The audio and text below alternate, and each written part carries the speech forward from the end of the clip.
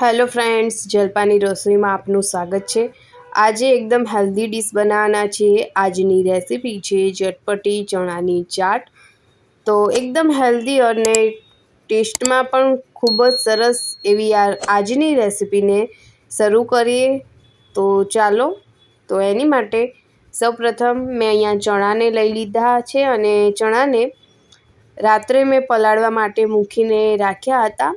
તો એકદમ સરસ પલળી ગયા છે। હવે આપણે એને સારી રીતે ધોઈ દેવાના છે। ચણા સારી રીતે ધોઈ દીધા પછી એક કુકર લઈ લઈશું અને કુકરમાં ચણાને લઈ લેવાના છે અને એમાં પાણી ઉમેરીશું। તો ચણા ડૂબે એટલું જ પાણી એડ કરવાનું છે અને સ્વાદ મુજબ મીઠું એડ કરીશું અને ચણાને બાફવા માટે મૂકી દેવાના છે। 3 થી 4 વિસલ થાય ત્યાં સુધી બાફવા માટે મૂકી રાખીશું। તો ચણા સરસ એવા બફાઈ ગયા છે એ ચેક કરી લઈએ। તો સારી રીતે બફાઈ ગયા છે। તો આવી રીતે ચણાને હાથ વડે ચેક કરી લેવાના। હવે ચણાની ચાટ બનાવવા માટે ચણાને વઘાર કરવાનો છે। તો એની માટે કડાઈમાં તેલ લઈ લઈશું, થોડી હિંગ ઉમેરીશું અને ચણાને ઉમેરી દેવાના છે। એના પછી મસાલા કરી દેવાના।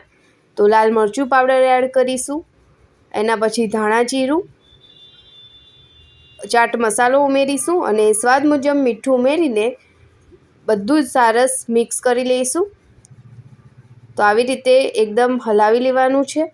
તો અહીંયા ચણા ચાટ માટે આપણા ચણા એકદમ રેડી થઈ ગયા છે। એના પછી ચણાને ઠંડા થવા માટે એક બાઉલમાં લઈ લેવાના છે અને ચણાને થોડીવાર ઠંડા થવા દઈશું।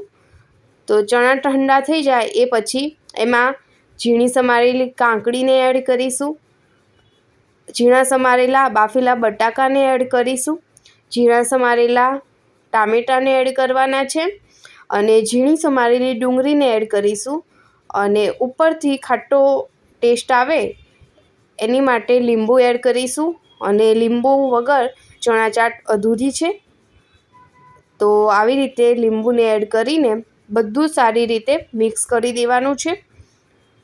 તો બહુ જ સરસ આ ચણા ચાટ લાગે છે। તમે પણ ટ્રાય કરજો અને મારી રેસીપી કેવી લાગી એ કોમેન્ટ કરજો। તો અહીંયા બધું જ મિક્સ સરસ થઈ ગયું છે અને એના પછી ઉપરથી આપણે કોથમીર નાખી દઈશું। કોથમીર નાખ્યા પછી નાયલોન સેવ જે આવે છે એ ઉપરથી નાખી દઈશું અને બધું જ મિક્સ કરી દેવાનું ફરીથી। તો આપણી અહીંયા ચણા ચાટ એકદમ સરસ રીતે તૈયાર છે અને એને સર્વિંગ પ્લેટમાં લઈ લેવાની। તો સર્વિંગ પ્લેટમાં આપણે ચણા ચાટને લઈ લઈશું।